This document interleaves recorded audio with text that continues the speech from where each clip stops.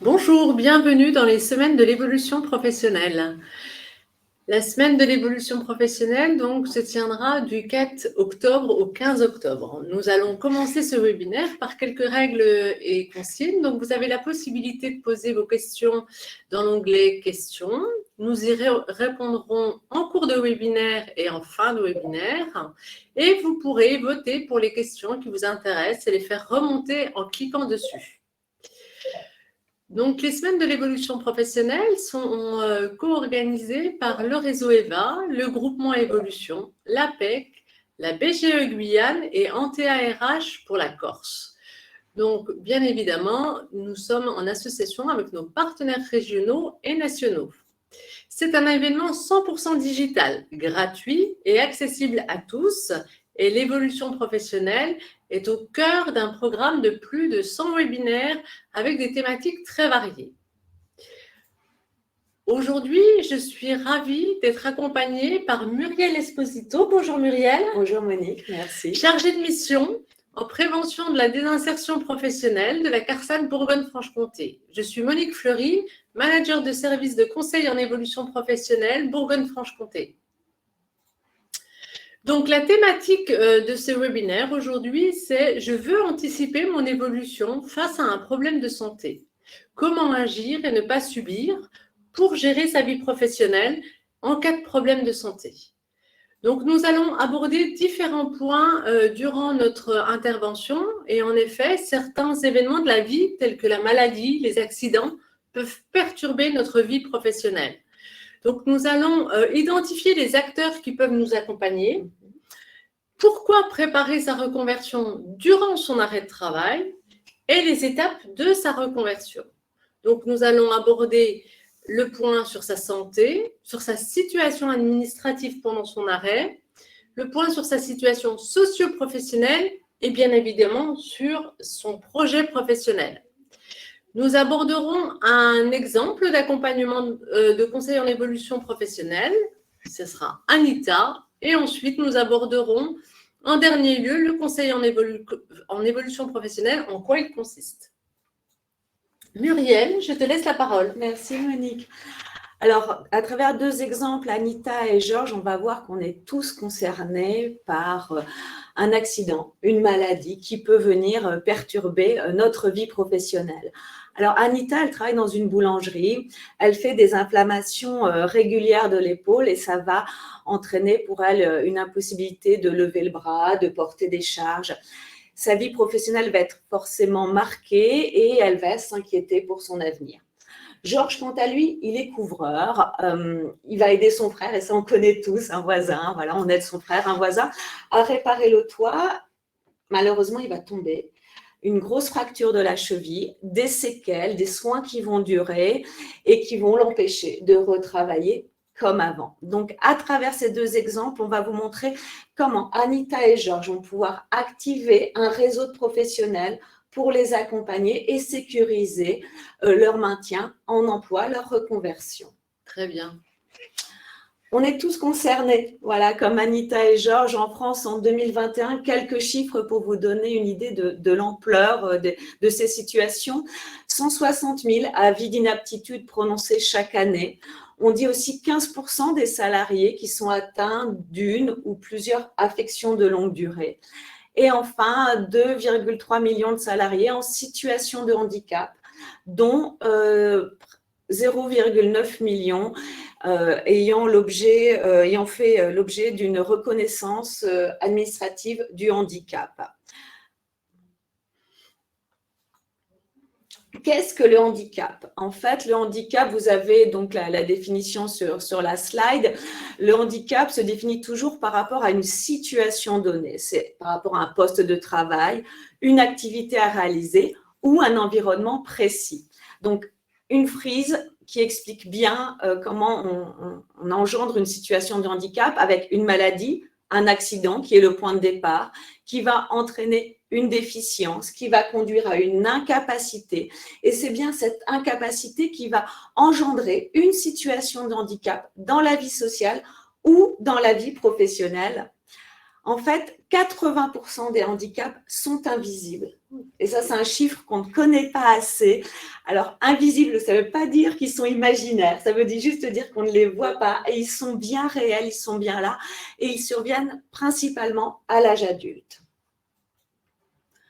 Donc, la santé au travail, on peut dire qu'on est en difficulté dans, ça va vous donner des repères dans la réalisation de certaines tâches au travail. Donc, rester accroupi, assis de manière prolongée, se baisser, rester debout longtemps, faire des gestes répétitifs, réaliser des efforts de longue durée, que ce soit des efforts physiques, mais aussi des efforts intellectuels, travailler dans une ambiance qui peut être bruyante ou poussiéreuse et travailler dans une ambiance stressante. Donc ça, c'est des points de repère. Pourquoi préparer son retour au travail pendant son arrêt? Parce que le temps de l'arrêt de travail, c'est bien sûr un temps pour se soigner, mais quand on sait qu'il va y avoir des difficultés, c'est un temps pour anticiper les difficultés et donc en même temps qu'on est en arrêt, pendant l'arrêt, préparer son retour en emploi. On peut dire c'est dès que je peux, dès que je veux, si on est en arrêt maladie, préparer son retour à l'emploi en identifiant les interlocuteurs, en disposant du temps nécessaire pour faire les démarches et en recevant le soutien nécessaire des professionnels. Donc, qui va m'accompagner et m'aider à sécuriser mon parcours et les acteurs? Eh bien, déjà, le médecin, tout le corps médical, le médecin traitant, le service de santé au travail avec le médecin du travail et son équipe pluridisciplinaire, le médecin conseil de l'assurance maladie. Puis, je vais faire le point sur ma situation administrative avec l'assurance maladie. Je vais faire le point sur ma situation socio-professionnelle, parce que pendant l'arrêt, on peut avoir des difficultés sociales aussi, avec l'assistant de service social de l'assurance maladie, et puis le lien avec l'entreprise, avec Cap Emploi. Et enfin, je vais faire le point sur mon projet professionnel avec un conseiller en évolution professionnelle. Alors, on a une question de David qui nous dit « Je suis concerné par un burn-out. Est-ce qu'il y a des personnes ressources à contacter ?» Alors oui, David, déjà votre service de santé au travail, on va le voir pour une visite de pré-reprise qui va être donc à votre demande. L'assistant de service social aussi de l'assurance maladie qui va pouvoir vous faire bénéficier de mesures de remobilisation pendant votre arrêt, et puis le conseiller en évolution professionnelle. Donc, on va détailler, David, dans les slides qui viennent, tous ces interlocuteurs que vous allez pouvoir contacter. Donc, déjà, faire le point sur votre santé, c'est vraiment le principal. Se poser quelques questions. Qu'est-ce que j'ai? Connaître sa pathologie, ce qu'en disent les différents médecins, et ça c'est important par rapport à l'appropriation du coup de la maladie et ce qu'on va pouvoir mettre en place ensuite en projet professionnel, c'est de bien comprendre ce qui nous affecte et d'avoir une vision cohérente des discours médicaux, savoir si on a des restrictions médicales, si on a des idées, des moyens de compensation de ces restrictions, et puis une idée aussi de la durée de l'arrêt. Ça, c'est important, c'est des paramètres à prendre en compte. Tous ces paramètres, vous allez pouvoir en parler auprès du service de santé au travail, donc c'est le médecin du travail et toute son équipe pluridisciplinaire, lors d'une visite de pré-reprise que je vais détailler tout de suite. C'est une visite qui peut être faite, donc, obligatoirement pendant l'arrêt de travail. Elle n'est pas obligatoire, c'est à la personne de la demander. Donc, c'est une consultation qui est gratuite. Elle peut être à la demande du salarié, de son médecin traitant ou du médecin conseil de l'assurance maladie.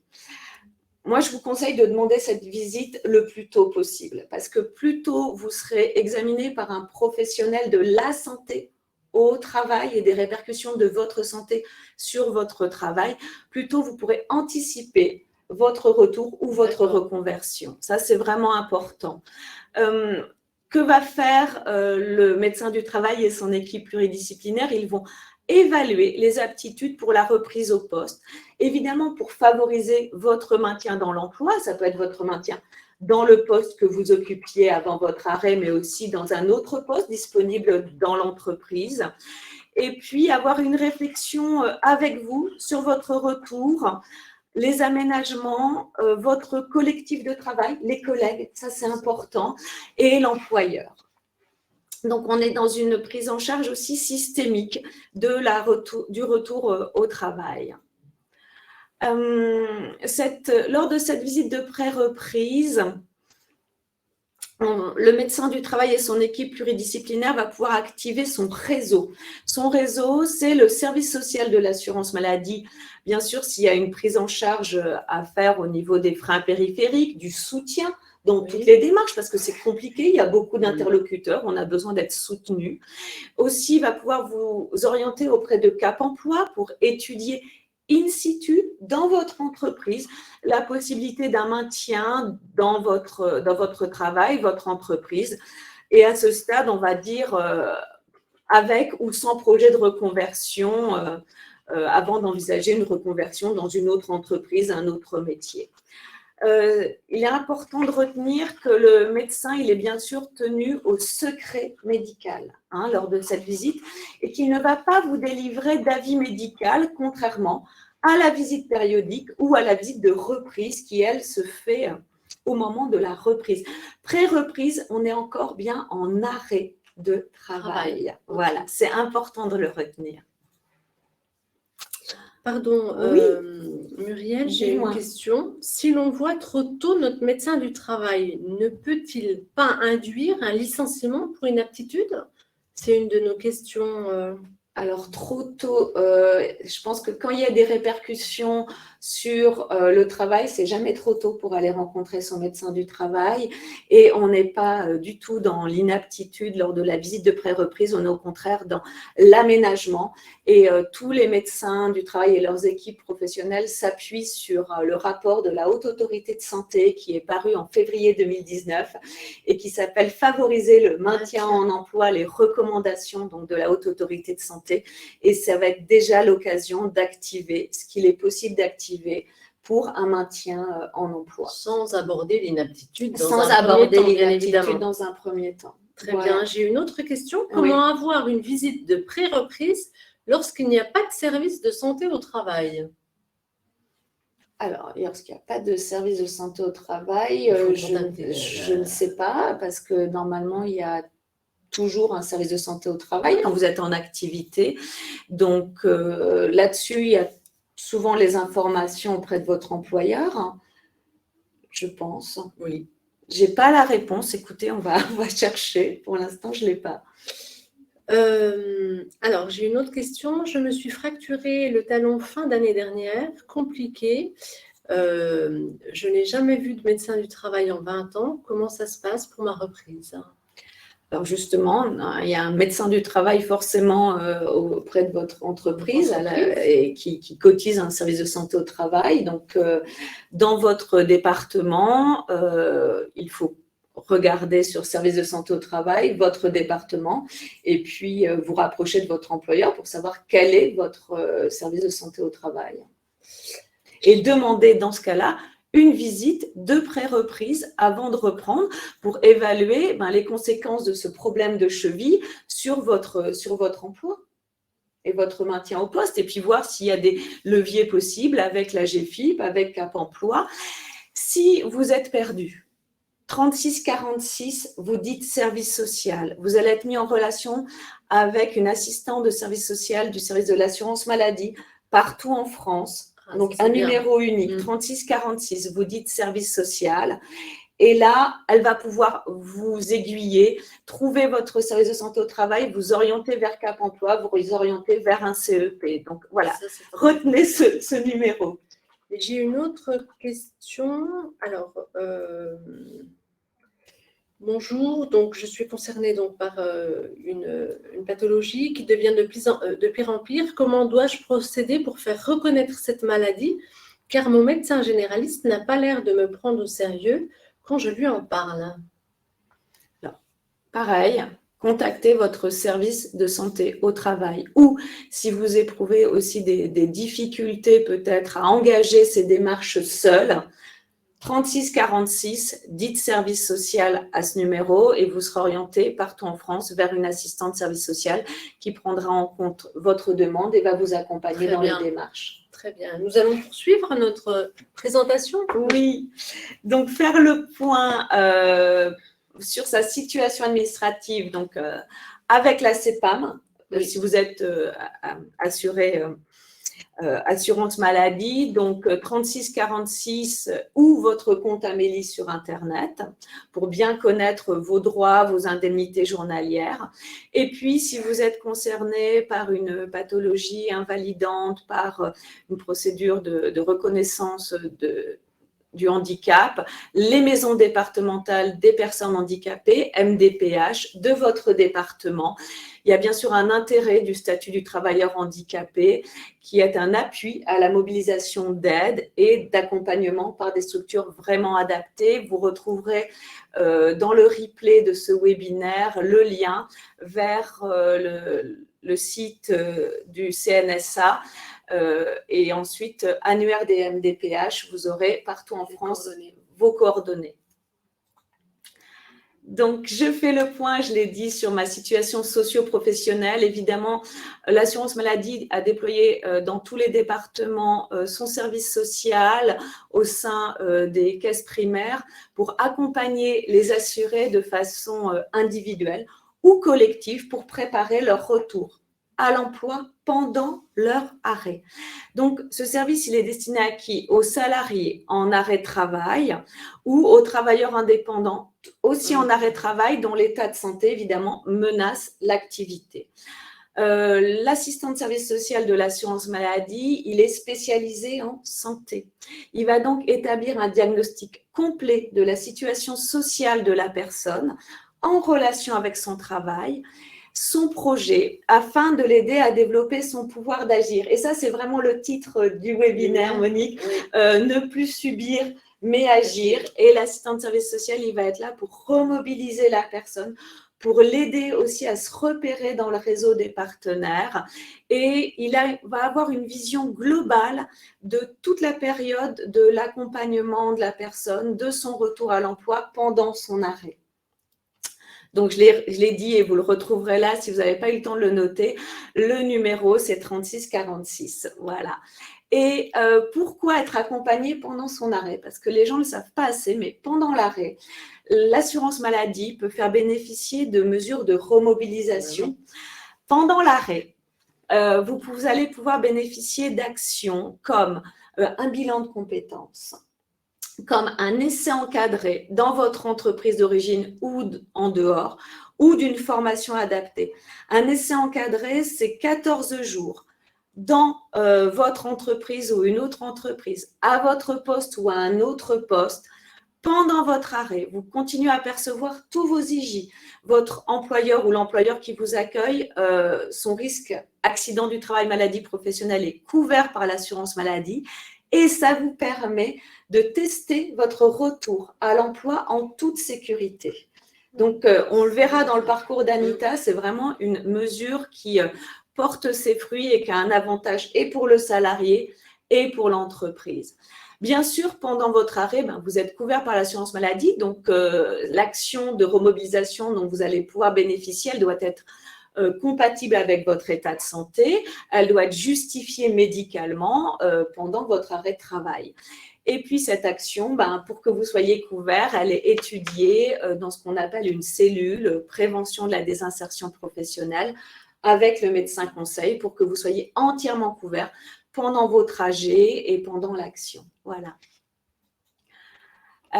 Et puis, un autre partenaire, parce qu'on est nombreux à vous aider à retrouver le chemin de l'emploi, vous pouvez contacter Cap Emploi qui va faire le lien avec votre employeur, le médecin du travail et les partenaires afin d'étudier toutes les solutions de votre maintien au poste dans votre entreprise.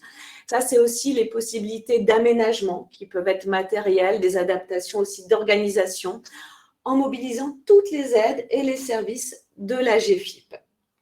Et puis, si votre maintien dans votre emploi initial n'est pas possible, ça peut être un maintien à un autre poste dans votre entreprise d'origine. Là, on va avoir recours à de la formation continue, à des périodes de professionnalisation, à un essai encadré, à une action de formation, situation de travail, à la mise en place de nouveaux dispositifs, inclus pro-formation. Cap Emploi va vous aider aussi dans vos démarches de reconversion en externe, en anticipant les démarches à réaliser pour vous former à un autre métier. Très bien. Voilà.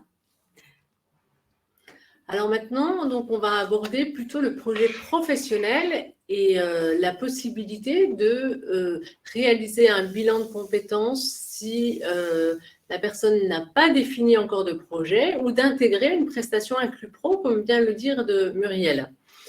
On va pouvoir réaliser aussi des périodes d'immersion en entreprise, soit des stages, soit des essais encadrés, et réaliser bien évidemment des enquêtes métiers pour s'assurer de la représentation du métier visé. Pour faire le point, donc, on va soit avoir un projet professionnel avec un projet de formation identifié ou un projet de création d'entreprise.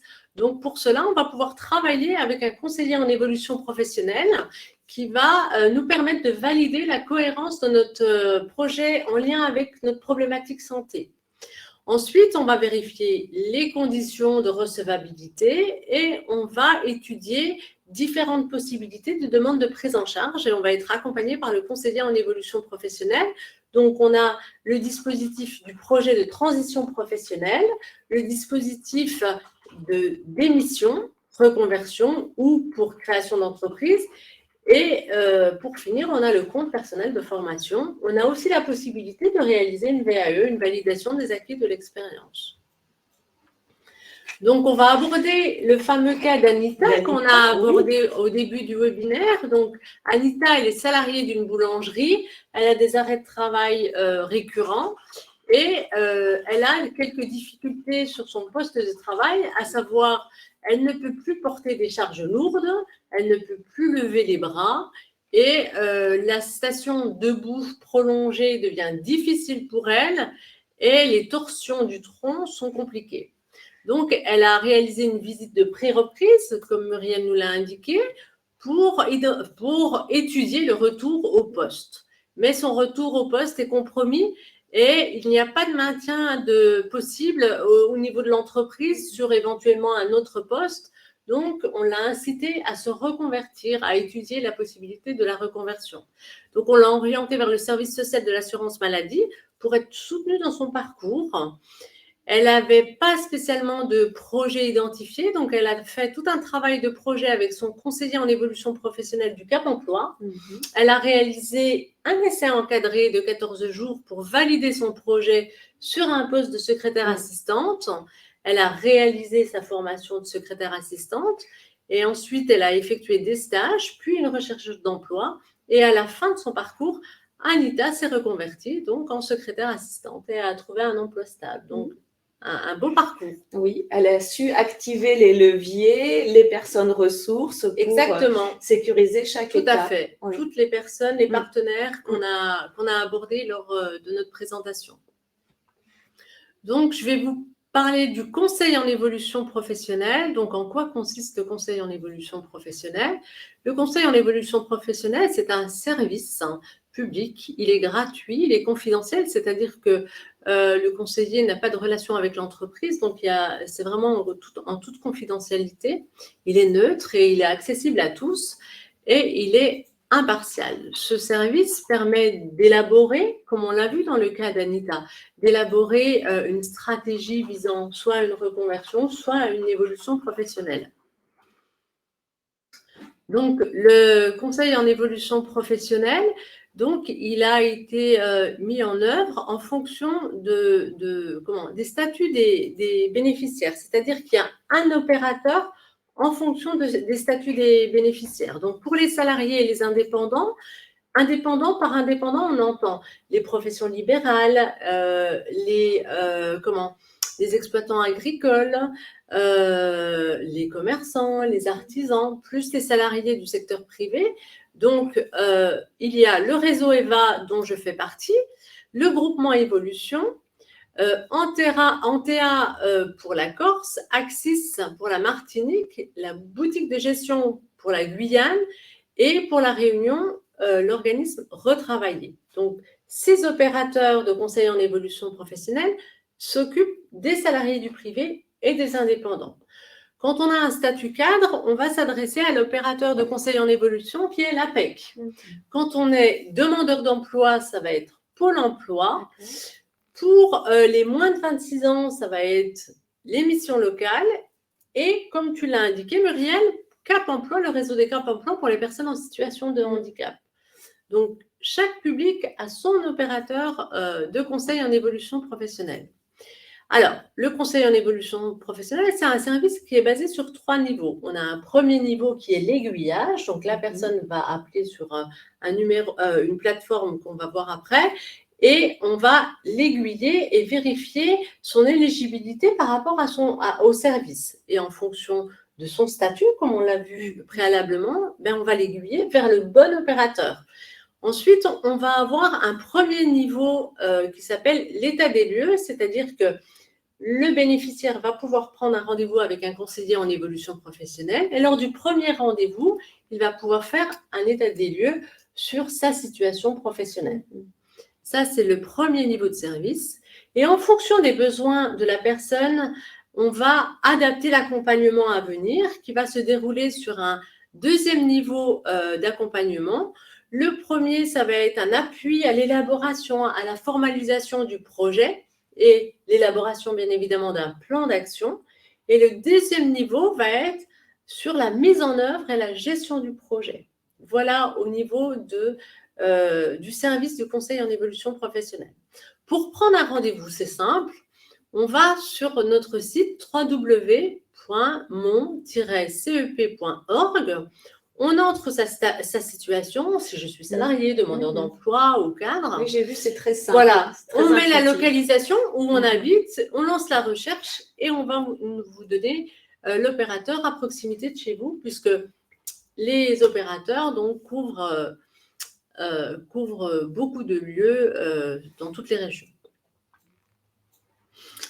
Eh bien, merci pour votre écoute. Oui, nous allons aborder peut-être des questions sur… Beaucoup de questions, en fait. Très bien. Alors, une question d'Estelle. Le CEP me confirme que je suis dans le bon secteur professionnel, mais j'ai des difficultés suite à un état de stress avec un harcèlement.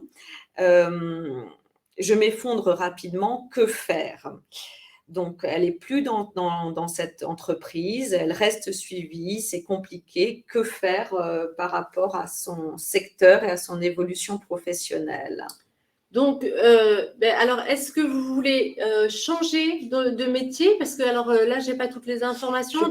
Je crois que la personne, elle a déjà rencontré un CEP qui lui a dit qu'elle était dans le bon secteur, mais dans ce secteur, elle a subi sûrement un harcèlement de la part d'un employeur et elle veut rester dans le secteur, mais elle ne sait pas comment faire, vers qui se tourner.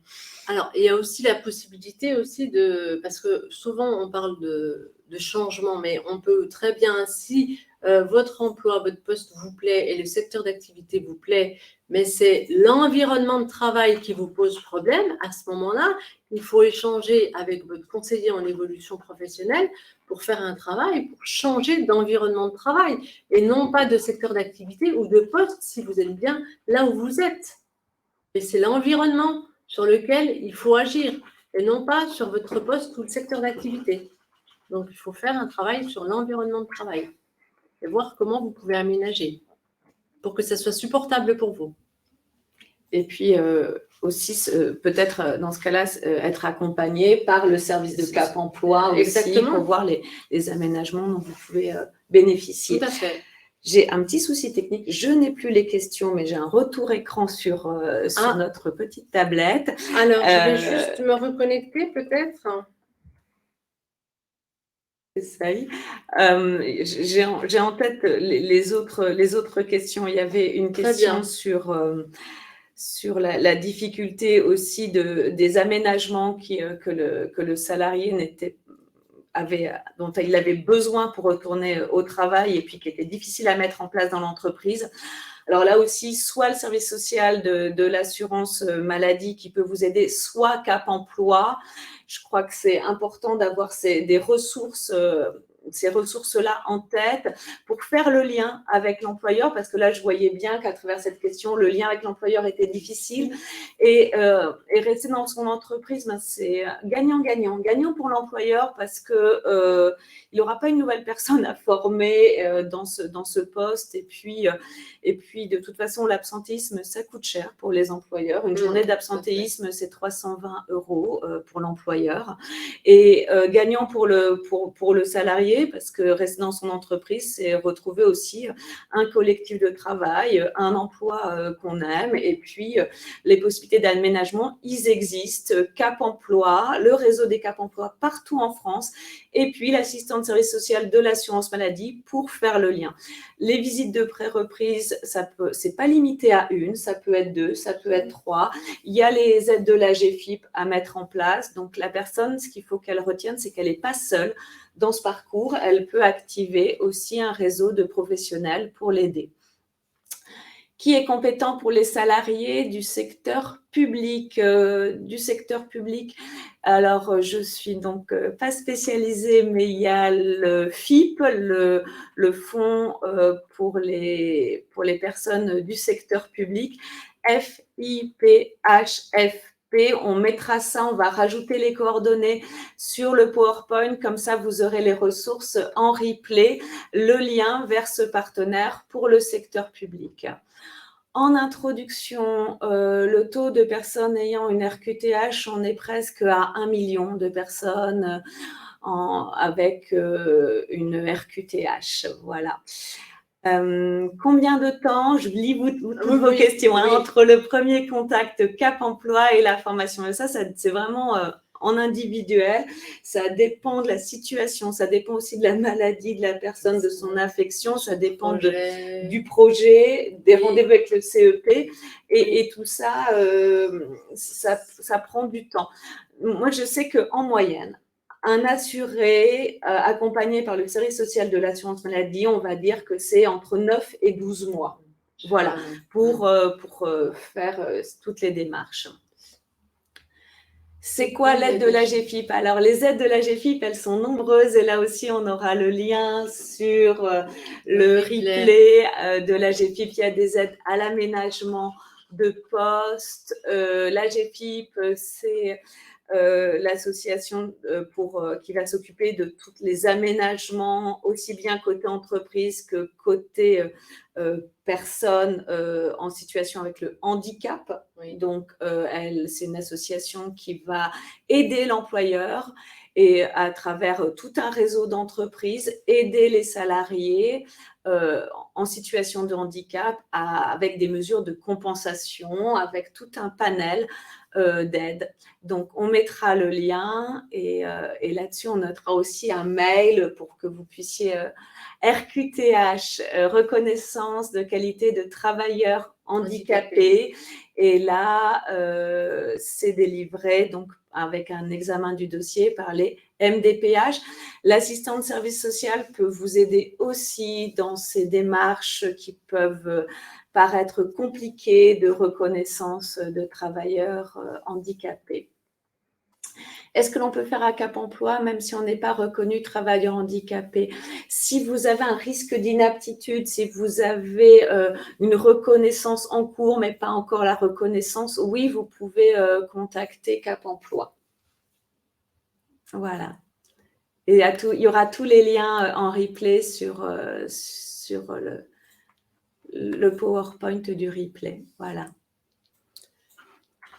Est-ce qu'il y a d'autres questions?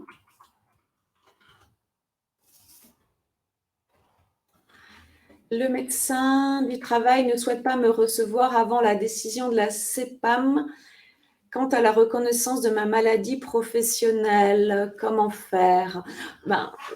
Normalement, vous pouvez demander donc une visite de pré-reprise. Elle est dans tous les services de santé au travail. C'est quelque chose qui est défini par la loi et la reconnaissance de la maladie professionnelle, c'est une autre chose administrative avec l'assurance maladie, mais ça n'empêche pas déjà d'anticiper les conséquences de la maladie sur votre employabilité. Alors, je suis actuellement en burn-out. J'ai contacté l'APEC pour une reconversion. Dois-je contacter mon service de santé au travail? Comment peut-il m'aider? Alors, Muriel, oui, ça n'empêche pas. Contactez le service de santé au travail pour une visite de pré-reprise. Il va pouvoir vous aider justement à savoir ce que vous pouvez faire, plus faire, la charge de travail, parce qu'on a vu aussi que c'était peut-être la pénibilité physique, mais aussi psychique, pas que dans le cadre d'un burn-out. Et si vous pouvez travailler qu'à mi-temps pour l'instant, c'est le médecin du travail et son équipe pluridisciplinaire qui va savoir ça. Et puis, dans beaucoup de services de santé au travail, il y a des psychologues du travail qui sont vraiment une ressource, qui vont être là pour vous aider. Donc, oui, contactez votre service de santé au travail. Vous pouvez contacter aussi, si vous voulez vous réorienter, connaître vos droits, CPF, un conseiller en évolution professionnelle, et puis contacter si vous avez des difficultés pour vous repérer, parce que des fois le burn-out, ça entraîne une telle fatigue psychologique qu'on n'a pas en pleine possession de toutes ces capacités. Si vous avez besoin d'un appui pour vous aider à vous repérer, contactez le service social de l'assurance maladie.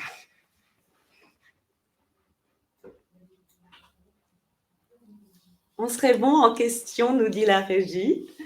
Bon, merci beaucoup pour toutes vos questions. Encore des questions qui arrivent. Si vous avez encore quelques questions, oui. Alors, c'est un thème qui intéresse beaucoup, donc on est très content de répondre. Merci pour toutes vos questions. Alors, ça, c'est plus pour toi. Le CEP. Je suis retraitée avec une maladie chronique depuis un certain temps. Je désire maintenant reprendre une activité professionnelle adaptée à travers la création de ma micro-entreprise. Apparemment, je ne peux bénéficier du CEP puisque non actif, en effet. Je désire être accompagnée. Donc, vous allez pouvoir être accompagné par des organismes compétents, des partenaires avec qui on travaille dans le secteur de la création d'entreprise. Ça peut être très bien la boutique de gestion, les CCI. Donc, vous pouvez les contacter pour avoir un accompagnement pour votre création d'activité. Alors, qu'implique concrètement la RQTH? Peut-elle devenir un frein à un changement d'employeur? Non, elle ne peut pas devenir un frein à un changement d'employeur. Je ne vais pas vous détailler là tout ce que implique concrètement la RQTH. C'est un dossier et l'assistante de service social peut vous aider à le remplir. Vos MDPH aussi peuvent vous aider à le remplir. Vous avez aussi des informations sur le site de la CNSA, la Caisse nationale de solidarité et d'autonomie. Elle ne peut pas devenir un frein à un changement d'employeur. Il y a même ce qu'on appelle l'obligation d'emploi des travailleurs en situation de handicap. Il y a toute une loi qui est portée là-dessus et reconnaître sa qualité de travailleur handicapé, ça ouvre des droits en fait. Donc non, au contraire, elle ne peut pas devenir un frein. Je n'ai pas de service de santé au travail. Comment je fais? Travailleurs non salariés. Les travailleurs indépendants cotisent maintenant à l'assurance maladie et on sait que pour l'instant, vous ne bénéficiez pas de service de santé au travail. Donc, on a mis en place une expérimentation avec l'assurance maladie et ses partenaires. 3646, vous dites service social, vous êtes en arrêt de travail, votre emploi est menacé du fait de votre santé, vous allez pouvoir bénéficier d'une consultation médico-professionnelle auprès d'un de nos partenaires. C'est l'assistant de service social qui va prendre en charge votre demande, vous orienter, vous accompagner. Donc, vous êtes indépendant, vous n'avez pas de service de santé au travail, vous êtes en arrêt ou vous avez une menace du fait de votre santé pour votre emploi, 3646, dites service social. Bonjour, je suis handicapée, je compte créer une petite entreprise et embaucher. Oui, la GFI va pouvoir vous aider, donc toutes les ressources sur le site de la GFI, vous pouvez les contacter, ils sont dans toutes les régions dans tous les départements. Alors, après un accident de trajet et opération, j'ai repris en temps partiel thérapeutique. J'ai quitté mon emploi dans le cas d'une rupture. À qui dois-je m'adresser pour travailler sur un projet de reconversion? Alors là, donc, Monique. dans le cadre de la rupture conventionnelle, donc, vous allez avoir le statut de demandeur d'emploi et donc vous devez vous adresser donc, auprès de votre opérateur qui est Pôle emploi. Vous serez accompagné donc, par Pôle emploi.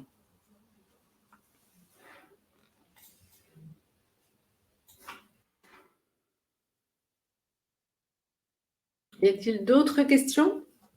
On est là pour y répondre. On a encore Oui. un peu de temps, donc n'hésitez pas.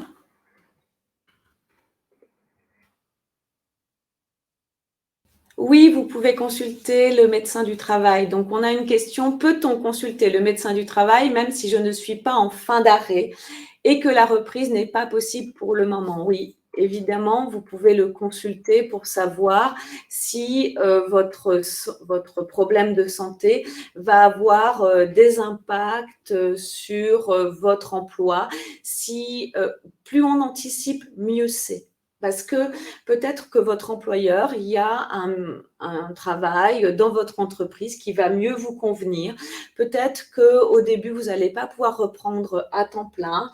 Et puis, vous allez avoir besoin d'aménagement. Et là, tout ça, ça s'anticipe. Et plus on anticipe, plus c'est confortable le jour J, au moment de la reprise, de retourner dans son poste. Vous pouvez aussi activer un essai encadré. Et ça demande un peu de temps à mettre en place. Donc, 14 jours, 28 demi-journées pendant votre arrêt pour retourner tester votre emploi, un autre emploi dans la même entreprise ou un autre emploi dans une autre entreprise. Donc, tout ça, ça demande du temps et c'est ce qu'on vous a dit.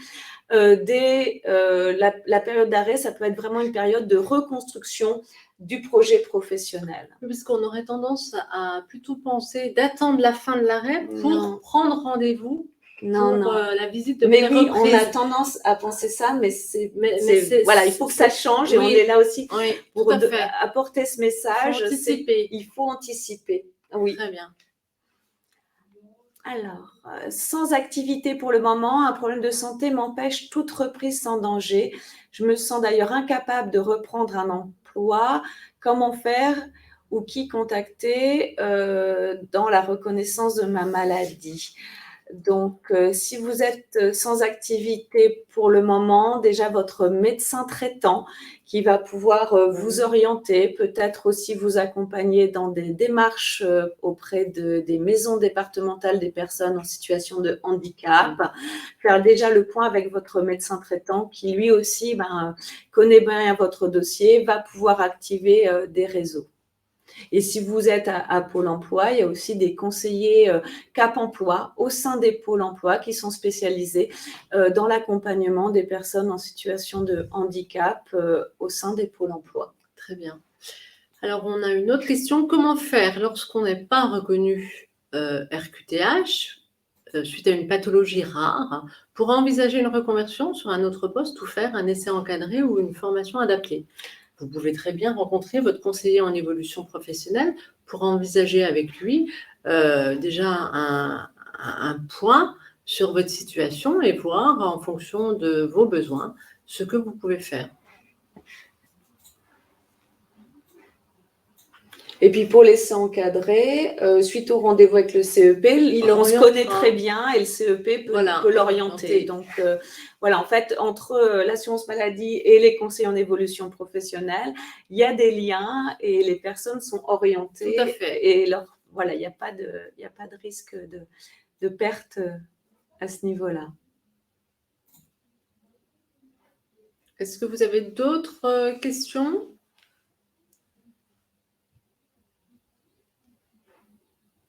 Pas pour le moment.